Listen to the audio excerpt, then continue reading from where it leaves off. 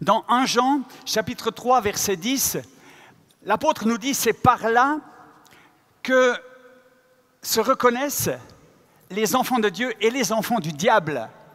Quiconque ne pratique pas la justice n'est pas de Dieu,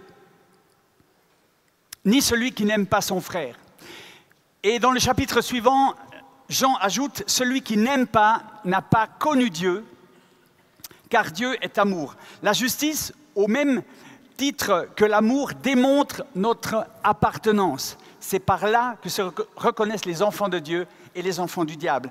La justice et l'amour sont liés et sont les caractéristiques premières des enfants de Dieu. Jésus est notre modèle, un modèle que nous sommes appelés à imiter. Jésus est venu sur la terre non pas pour fonder le christianisme, mais pour porter de bonnes nouvelles aux pauvres, aux malheureux, pour guérir les cœurs brisés, pour délivrer les captifs, pour libérer les prisonniers. Et notre mission est de continuer son œuvre. Le dernier enseignement de Jésus que nous lisons dans Matthieu 25 est un enseignement terrible où Jésus parle du jugement des nations, le jugement dernier. Il dit, à ce moment-là, les nations seront assemblées devant le Fils de l'homme et certains seront à sa gauche, d'autres seront à sa droite. Et le critère de jugement sera celui-ci.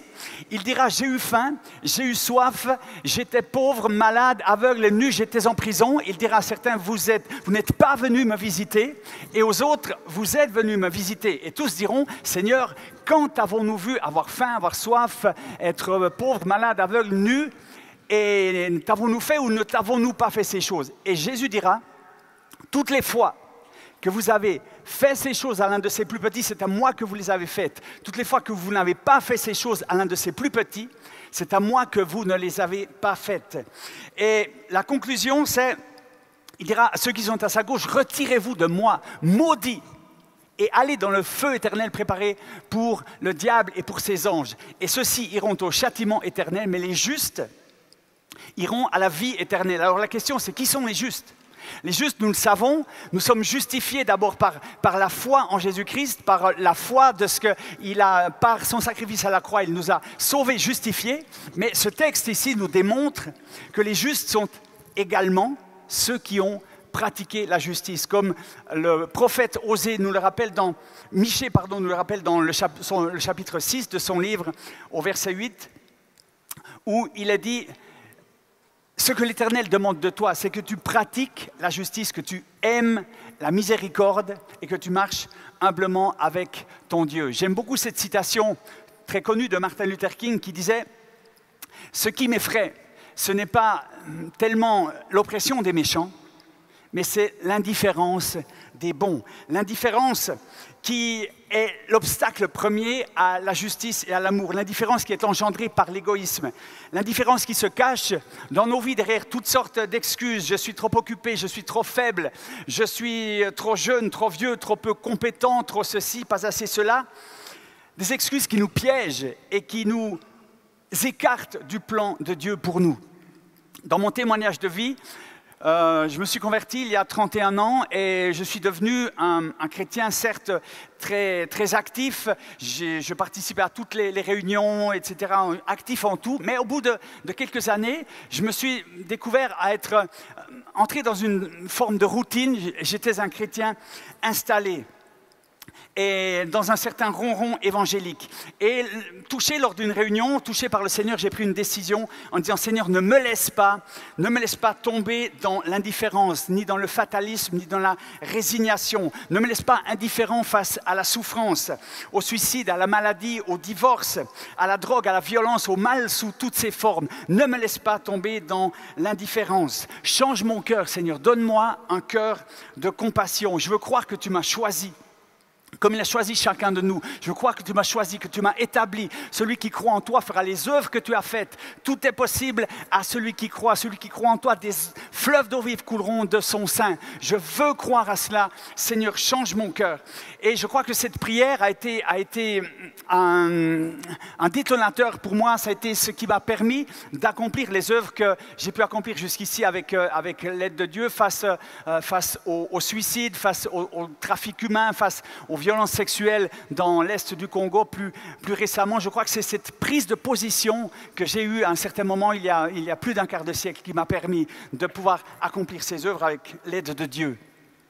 Dans 2 Timothée, chapitre 3, verset 2, nous lisons que dans les derniers jours, il y aura des temps difficiles.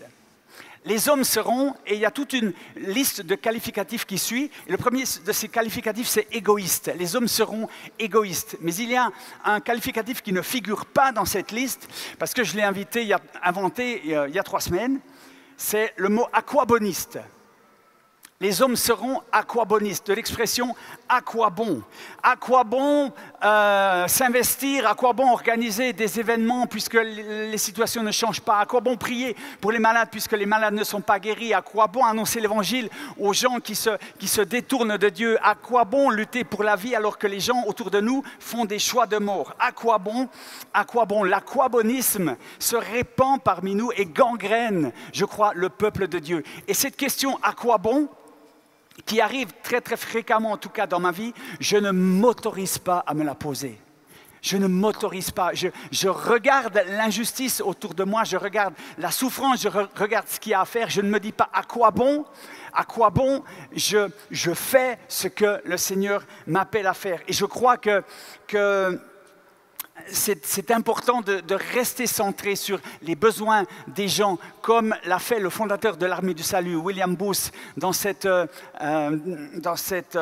déclaration de foi, dans cette profession de foi que nous connaissons, où il disait « Tant que des femmes pleureront, je me battrai. Tant que des enfants auront faim et froid, je me battrai. Tant qu'il y aura un alcoolique, une fille qui vend son corps dans la rue, je me battrai. Tant qu'il y aura un homme, une femme, prier de la lumière de Dieu, je me battrai, je me battrai, je me battrai. » Servir le Dieu de justice et d'amour, c'est bannir l'indifférence, bannir l'égoïsme, bannir l'aquabonisme dans nos vies et rester connecté à celui pour qui et avec qui tout est possible. C'est rester un soldat en marche au service du Dieu de victoire qui habite en chacun de nous. Amen.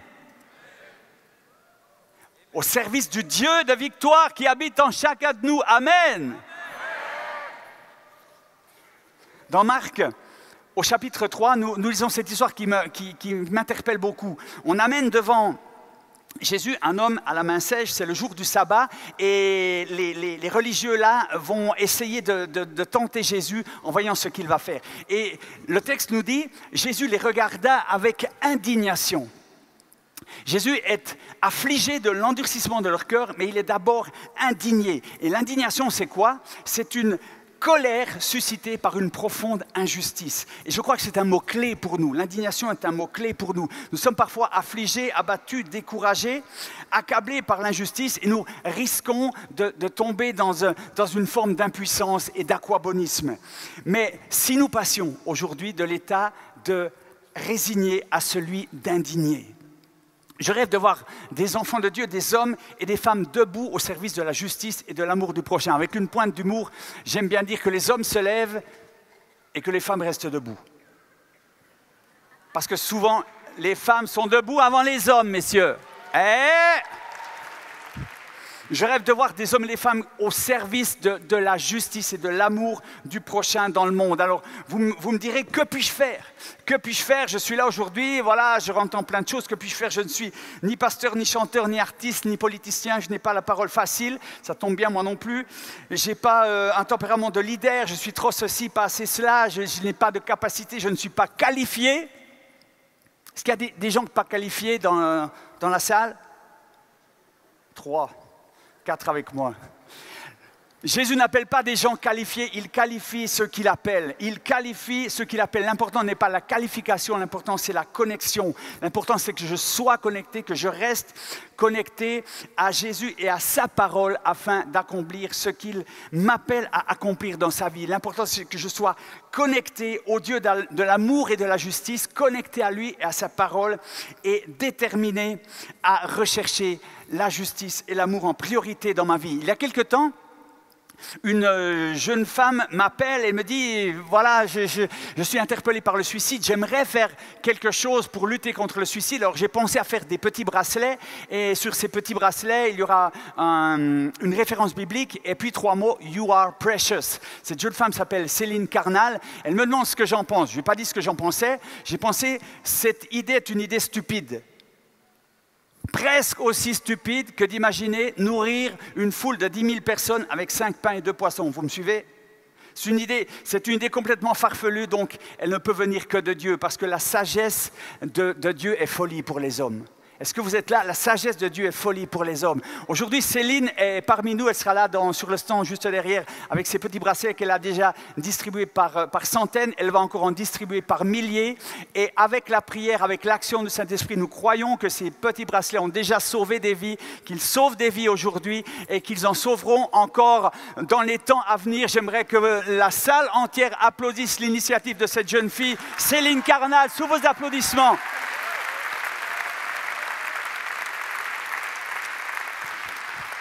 Et toi, qu'es-tu appelé à faire? Quelle est la mission que Dieu te confie? Au-delà de ce discours, de ce talk, mon rêve est de voir le Saint-Esprit graver cette vérité dans ton cœur. Dans ton cœur. Dieu a déposé en toi une puissance. Dieu a déposé en toi une puissance afin d'établir son royaume et sa justice à travers toi. En combattant l'indifférence, en restant indigné face à toute forme de mal, tu deviendras un instrument puissant dans les mains du Dieu de justice. Alors va avec la force que tu as. Certains sont venus aujourd'hui en disant « J'aimerais bien voir un miracle dans une réunion comme cela. Il me reste 1 minute 16 de temps et j'ai déjà fini. Mes amis, vous avez vu un miracle? Que Dieu vous bénisse, merci beaucoup. Que Dieu vous bénisse, restez des hommes et des femmes indignés. Il me reste 1 minute, je vais profiter quand même. Attends, yes. Il me reste 1 minute. Non, mais viens là, viens. Il me reste 1 minute. Je suis moi-même le premier impressionné. Il me reste 1 minute, 50 secondes. Restez des hommes et des femmes indignés. Indignez-vous, indignons-nous. Refusons la passivité dans nos vies. Refusons l'indifférence, refusons l'aquabonisme. Et simplement, ce que j'ai pu faire, et ça a été rappelé ce matin par Madame Bonhomme, comment elle s'appelle? Elisabeth Bonhomme, Hélène Bonhomme, ça a été rappelé. Si j'avais attendu de faire des choses bien, je n'aurais jamais rien fait. Ce que j'ai fait au début, aujourd'hui, ça me fait honte. Mais je l'ai fait et le ridicule ne tue pas, la preuve, je suis vivant. Donc, allez-y, faites, travaillez pour la gloire du Seigneur. Et plus tu avances, plus le Seigneur peut se glorifier dans ta vie.